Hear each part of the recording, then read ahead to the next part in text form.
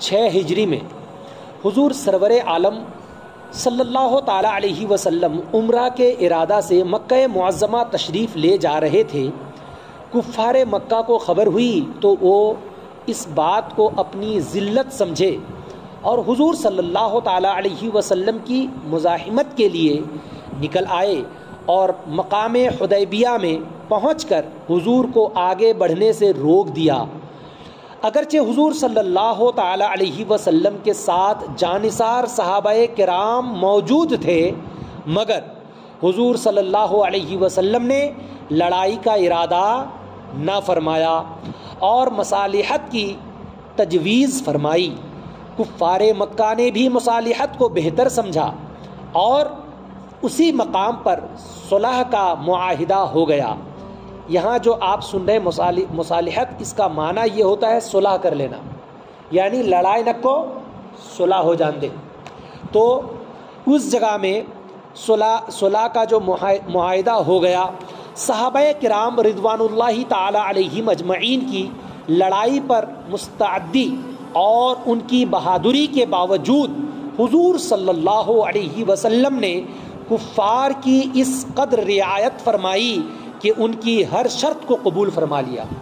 یعنی کافر لوگ، مکہ کے کافر لوگ جو آئے تھے حضور صلی اللہ علیہ وسلم کو راستے میں روکنے کے لیے، تو حضور صلی اللہ تعالی علیہ وسلم کے پاس طاقت و قوت و لوگوں کا، سپاہیوں کا اور جانثاروں کی ایک بڑی جماعت ہونے کے باوجود رسول پاک صلی اللہ علیہ وسلم نے صلح فرما لی اور لڑائی کو پسند نہ فرمایا۔ تو ان کے تمام شروط کو، یعنی کفار کے تمام شرائط کو حضور صلی اللہ تعالی علیہ وسلم نے قبول فرمائی کہ ان کی ہر شرط کو قبول فرما لیا۔ صلح میں جو شرطیں رکھی گئیں ان میں سے ایک شرط یہ بھی رکھی گئی کہ جو کافر مسلمان ہو کر مکہ سے ہجرت کر کے مسلمانوں کے پاس پہنچے، مسلمان اسے واپس کر دیں۔ کیسے؟ جو بھی کافر، کیسے صلح، مطلب کیسے وہ معاہدہ کر رہے ہیں، کیسے لکھت کر رہے ہیں کہ جو بھی کافر مکہ کا مسلمان ہو جائے اور آپ کے ساتھ مدینہ چلا جائے یا مسلمانوں کے ساتھ چلا جائے، تو یہ بات کو لکھ دیا جائے کہ جو بھی کافر مسلمان ہو کر مکہ سے ہجرت کر کے مسلمانوں کے پاس پہنچے، مسلمان اسے واپس کر دیں۔ اب آپ بتائیے، کوئی اگر کافر مسلمان ہونے کے بعد حضور کے پاس یا مسلمانوں کے پاس چلے جائیں تو پھر اس کو واپس کرنا کتنی سخت بات ہے۔ حضور صلی اللہ علیہ وسلم نے اس کو بھی قبول فرما لیا۔ کیوں؟ گلاٹا نکو، اس لیے حضور صلی اللہ علیہ وسلم نے اس کو بھی قبول فرما لیا۔ اور حضور صلی اللہ تعالی علیہ وسلم نے مسلمانوں میں سے پھر انہوں نے شرط یہ بھی رکھی کہ جو کافر مسلمان ہو کر مکہ سے ہجرت کر کے مسلمانوں کے پاس پہنچے، مسلمان اسے واپس کر دیں، اور مسلمانوں میں سے خدا نہ خواستہ اگر کوئی شخص، مسلمانوں میں سے اگر کوئی شخص مرتد ہو کر مکے پہنچ آئے تو اسے واپس نہ کرنا، اسے واپس نہیں کیا جائے گا، کافر اس کو واپس نہیں کرتے۔ یہ حضور کے پاس شرط رکھ رہے، حضور صلی اللہ علیہ وسلم نے اس کو بھی منظور فرما لیا، اس شرط سے بھی قبول فرما لی، اس شرط کو بھی۔ صحابہ کرام یہ شرط دیکھ کر حیران تو ہوئے، سارے صحابہ کرام بہت حیران ہوئے، مگر انہیں علم تھا کہ جہاں تک نظر نبوت پہنچتی ہے ہم لوگوں کی نظر نہیں پہنچتی۔ میرے رسول جہاں تک دیکھ لیتے ہیں کہ آگے کیا ہونے والا ہے، وہ ہم لوگ نہیں دیکھ پاتے۔ یہ صحابہ کرام کی یہ عقیدت تھی، یہ ان لوگوں کا عقیدہ تھا۔ یہ صحابہ کرام اس چیز کو کہتے تھے کہ جہاں حضور صلی اللہ علیہ وسلم کی نظر نبوت پہنچتی ہے وہ ہم لوگوں کی نہیں پہنچتی۔ چنانچہ یہ معاہدہ بھی ہو ہی رہا تھا کہ حضرت ابو جندل رضی اللہ عنہ جو ایک صحابی تھے اور جو مسلمان ہو جانے کی وجہ سے کافروں کی قید میں، زنجیروں میں بندھے ہوئے تھے، مسلمان ہونے کی وجہ سے کافروں نے ان کو زنجیر میں باندھ دیا تھا۔ ان کا نام کیا تھا؟ حضرت ابو جندل رضی اللہ تعالی عنہ، جو مسلمان ہو جانے کی وجہ سے کافروں کی قید میں، زنجیروں میں بندھے ہوئے تھے اور طرح طرح کی تکلیفیں برداشت کر رہے تھے، کسی طرح رہا ہو کر گرتے پڑتے مسلمانوں کے لشکر میں اس امید پر پہنچ گئے کہ مسلمانوں میں مل کر مدینہ منورہ پہنچ جاؤں گا، یہ امید لے کر پہنچے۔ ان کے باپ سہیل جو اس وقت کفار کی طرف سے وکیل تھے اور ابھی تک مسلمان نہیں ہوئے تھے اور فتح مکہ میں مسلمان ہوئے، انہوں نے جو اپنے بیٹے کو بھاگ کر آتے ہوئے دیکھا تو انہیں تماچے مارے اور واپس مکے لے جانے کے لیے اصرار کیا۔ حضور صلی اللہ علیہ وسلم نے فرمایا کہ ابھی تو صلح نامہ مرتب نہیں ہوا، ابھی صلح کی بات چل رہی ہے، ابھی صلح نامہ لکھا نہیں گیا، تو ابھی تم واپس لے جانے کی کیوں کہتے ہو؟ بات اصول کی ہونی چاہیے، ابھی تو صلح نامہ مرتب نہیں ہوا، اس لیے ابھی پابندی کس بات کی ہے؟ تم کس لیے ابھی چھڑا کر لے جانا چاہتے ہو؟ مگر انہوں نے اصرار کیا تو حضور نبی اکرم نور مجسم خلیفۃ اللہ العظم ارواحنا فدا حضرت محمد مصطفیٰ صلی اللہ تعالی علیہ وسلم نے یہ بھی مان لیا۔ کیوں؟ اس لیے کہ حضور رحمت للعالمین ہیں، حضور صلی اللہ علیہ وسلم نے یہ بھی مان لیا۔ ابو جندل رضی اللہ عنہ نے مسلمانوں سے فریاد کی کہ میں مسلمان ہو کر آیا اور کتنی مصیبتیں اٹھا چکا، اب واپس کیا جا رہا ہوں، اس وقت مسلمانوں کے دل پر جو گزر رہی تھی، جو گزری ہوگی، اللہ ہی کو معلوم کہ کیا گزری ہوگی۔ حضرات محترم، مگر حضور صلی اللہ علیہ وسلم کا ارشاد تھا، اس لیے کوئی بول نہ سکا، دل میں تو بہت تکلیفیں ہو رہی تھی، لیکن حضور نے فرما دیا ٹھیک ہے واپس لے جاؤ۔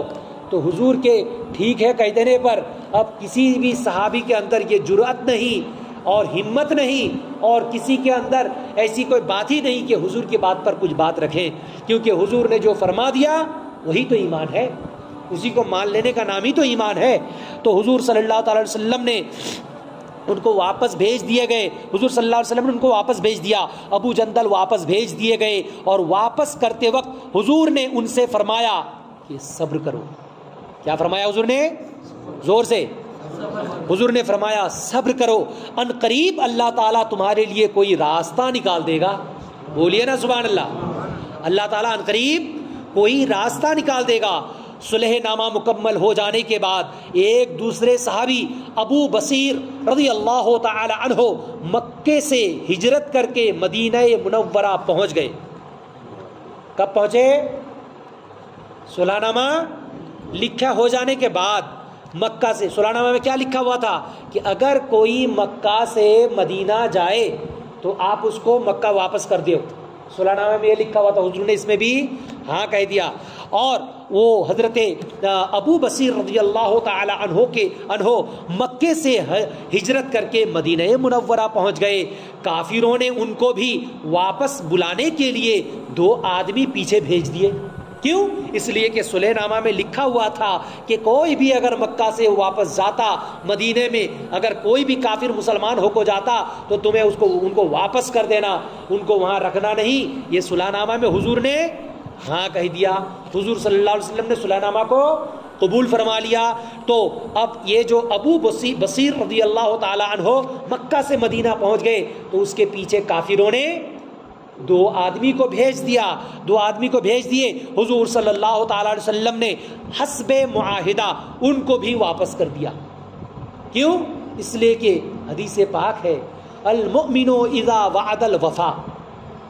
اس کا معنی کیا ہے کہ مومن وہی ہوتا ہے جو وعدہ کرنے کے بعد نبھاتا ہے، اور نہ ہم اپنے آپ کو کہیں گے ہم سنی مسلمان ہیں، اہل سنت والجماعت میں سے ہیں، اور وعدہ کرنے کے بعد نبھاتے نہیں۔ یہ ہم مسلمانوں کا کام نہیں ہے، یہ منافقوں کا کام ہے۔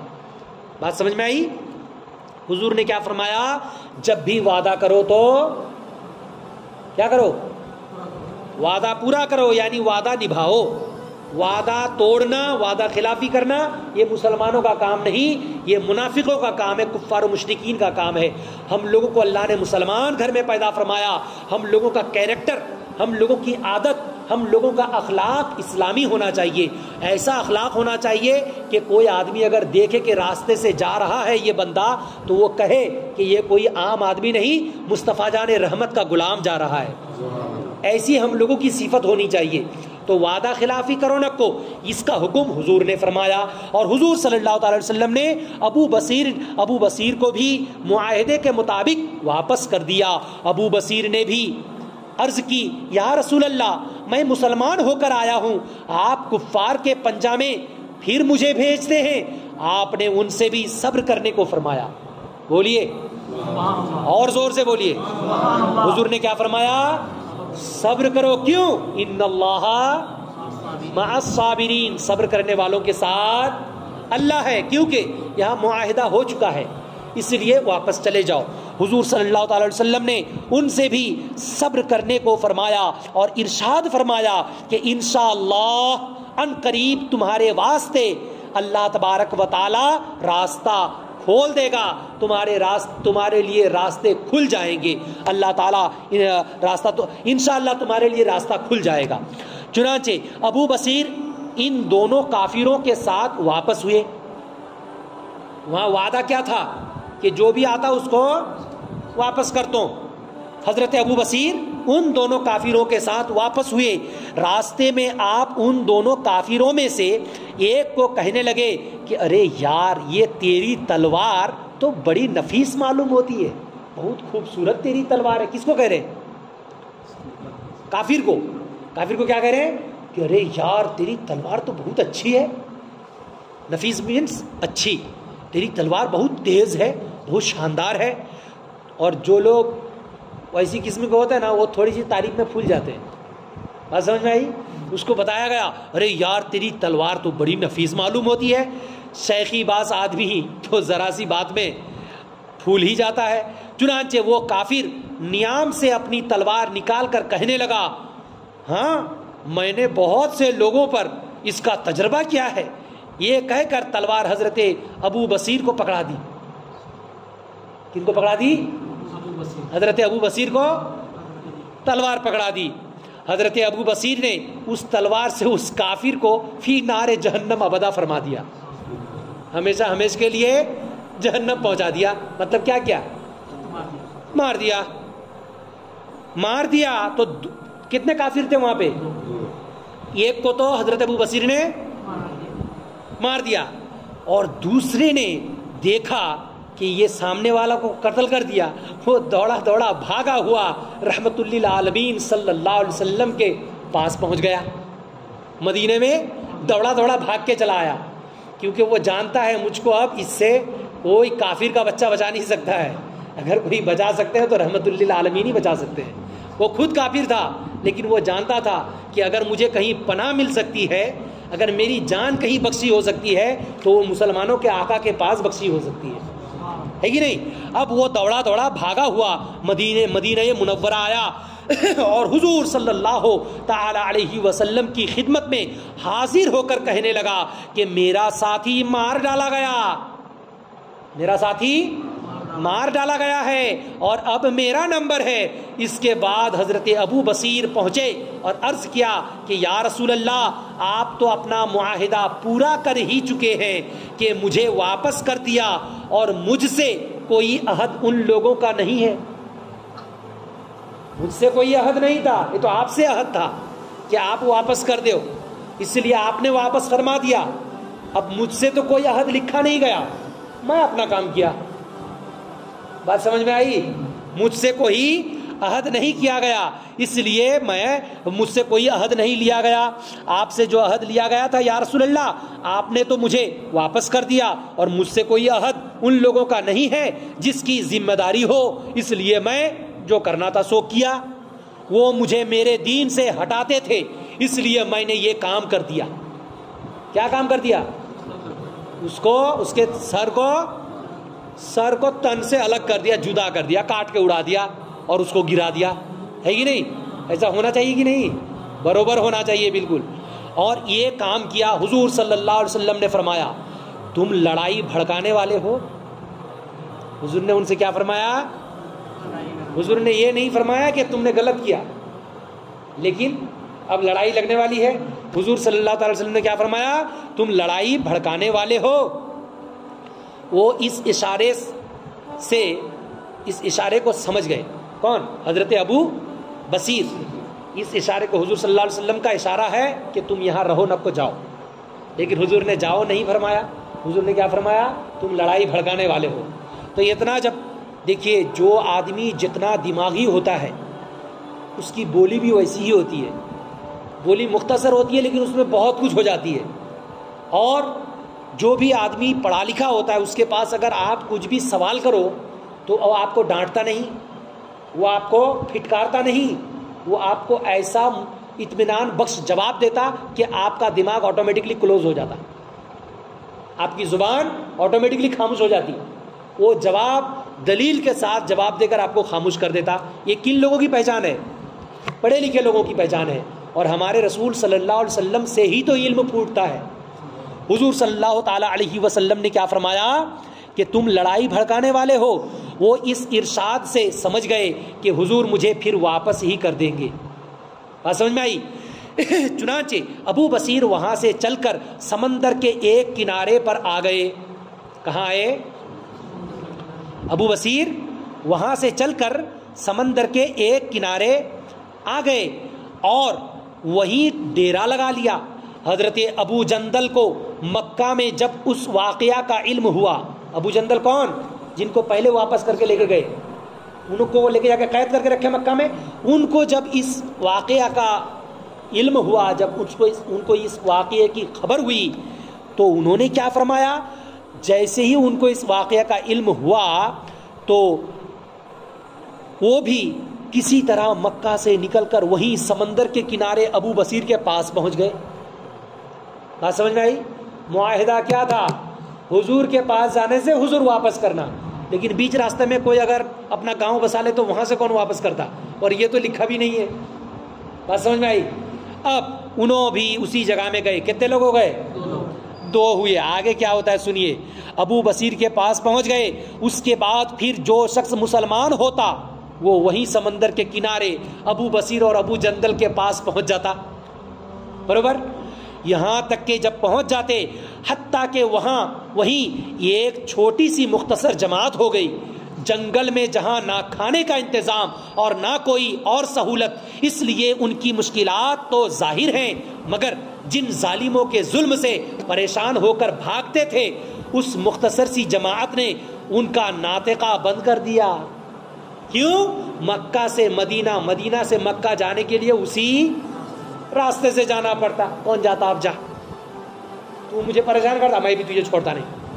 بس سمجھ بھائی، اب سارے لوگوں کا ناکہ بند ہوا۔ ناکہ بند بولے تو راستہ بند کر دیا گیا۔ اب راستے میں تو یہی لوگ بیٹھے ہوئے ہیں، سارے لوگ دل سے ایسی پریشان ہیں۔ حضور کی جدائی کی کون برداشت کرتا ہے جی؟ مسلمان ہونے کے بعد حضور کو دیکھنے کے لیے لوگ پریشان، اور انہوں وعدہ ایسا کرا لیے حضور سے کہ اب حضور اپنے پاس نہیں رکھ رہے۔ حضور نے فرما دیا جاؤ یہاں سے۔ تو حضور صلی اللہ تعالی علیہ وسلم سے جانے کے لیے اب انہوں بیچ راستے میں آ کر جب یہاں پر جماعت بنا لیے تو اب یہ جنگل میں جہاں نہ کھانے کا انتظام اور نہ کوئی اور سہولت، اس لیے ان کی مشکلات تو بہت زیادہ تھی، مگر جن ظالموں کے ظلم سے پریشان ہو کر بھاگتے تھے اس مختصر سی جماعت نے ان کا ناطقہ بند کر دیا۔ کافروں کا جو بھی قافلہ ادھر سے گزرتا اس سے مقابلہ کرتے اور لڑتے، حتیٰ کہ کفار مکہ نے پریشان ہو کر خود ہی حضور صلی اللہ علیہ وسلم کی خدمت میں عاجزی اور منت سے اللہ اور رشتہ داری کا واسطہ دے کر آدمی بھیجا کہ اس اپنی جماعت کو سمندر کے کنارے سے اپنے پاس بلا لیجئے۔ بات سمجھ میں آئی؟ اب انہوں خود کہہ دیے کہ ان کو بلا لیجئے، ہم اپنے اس معاہدہ سے، انہوں بول رہے ہم اپنے اس معاہدے سے خود ہی تنگ آ چکے ہیں۔ چنانچہ حضور صلی اللہ علیہ وسلم نے اس جماعت کے پاس اپنا اجازت نامہ بھیج کر انہیں اپنے پاس بلا لیا۔ سبحان اللہ۔ بات سمجھ میں آئی؟ حضور نے فرما دیا تھا ان قریب اللہ تمہارے لیے کوئی راستہ نکالتا، صبر کرو۔ تو صبر کرنے والوں کے ساتھ اللہ ہے کہ نہیں؟ کتنا اچھا راستہ نکلا۔ جیئیں گے بھی تو شیر کی طرح جیئیں گے، شان سے جیئیں گے، لومڑی کی طرح گھٹ گھٹ کے جینے سے کیا فائدہ ہے کہ نہیں؟ تو اس سے سبق کیا ملا کہ نبی کریم صلی اللہ تعالی علیہ وسلم کی نظر انجام تک پہنچتی ہے، حضور کی نظر پاک انجام تک پہنچ جاتی ہے، اور مسلمان اپنے عہد اور پیمان کا بڑا پکا ہوتا ہے. جو مسلمان ہوتا ہے وہ کبھی عہد خلافی نہیں کرتا, پیمان کو نہیں توڑتا, جو بھی عہد و پیمان ہوتے ہیں اس پر اٹل رہتے ہیں. یہ مسلمانوں کی پہچان ہے. اور اگر کوئی آپ لوگوں سے بھی میں کہتا ہوں, یہاں کا امام ہونے کے ناطے کہتا ہوں اور ایک عالم ہونے کے ناطے کہتا ہوں کہ اگر کسی سے بھی کبھی بھی وعدہ ہو جائے اپنی زندگی میں, پھر وعدہ نبھائیے, ہر حال میں نبھائیے وعدہ, چاہے کیسے بھی حالات پیدا کیوں نہ ہو جائیں. وعدہ خلافی کبھی نہیں کرنا, اور نہ حضور کو تکلیف ہوتی. حضور مدینہ شریف میں آرام فرما ہے, ہم لوگوں کو حضور دیکھتے ہیں, حضور ہم لوگوں کو ملاحظہ فرماتے ہیں. یہاں اگر ہم لوگ کچھ بھی غلط کام کرتے تو حضور کو تکلیف ضرور ہوتی ہے. حضرات, ایک تو اس سے پتہ چلا کہ مسلمان عہد و پیمان کا بڑا پکا ہوتا ہے, اور صحابہ کرام علیہم الرحمت والرضوان اپنے دین و ایمان پر بڑے پکے تھے. انہیں اپنے ایمان سے دنیا کی کوئی طاقت اور مصیبت نہیں ہٹا سکتی. بات سمجھ میں آئی؟ حضرت بلال رضی اللہ تعالی عنہ کا بھی واقعہ ہے, انشاءاللہ تبارک و تعالی پھر آپ تمامی حضرات کے سماعتوں کے حوالے کل پیش کیا جائے گا کہ حضرت بلال حبشی رضی اللہ تعالی عنہ پر اس وقت مکہ کے کفار اور بالخصوص ان کا مالک امیہ بن خلف یہ کس طریقے سے ان کو پریشان کرتا تھا اور کس طریقے سے سزا دیتا تھا کلمہ پڑھنے کی وجہ سے, وہ انشاءاللہ کل بیان ہوتا. اللہ پاک کی بارگاہ میں دعائیں ہیں, یا الہ العالمین حضور پاک صلی اللہ علیہ وسلم کے صدقہ فعل ہم لوگوں کی اس مختصر سی محفل پاک کو اپنی مقدس بارگاہ ناز میں قبول و منظور عطا فرما. حضور کی محبت میں جلا, حضور کی محبت میں اٹھا, حضور کی محبت میں زندگی, دل, جان و مال سب کچھ قربان کرنے کا ایمانی جذبہ, اسلامی ماحول عطا فرما. یا اللہ ہم سبوں کی مغفرت فرما, اور ہم لوگوں کے ماں بابا کی بھی مغفرت فرما دے, اور ہم لوگوں کے اساتذہ کرام کی بھی مغفرت فرما دے. وصلی اللہ تعالی علی خیر خلقہ محمد وعلی آلہ واصحابہ اجمعین, آمین برحمتک یا ارحم الراحمین بحق لا الہ الا اللہ محمد الرسول اللہ صلی اللہ علیہ وسلم.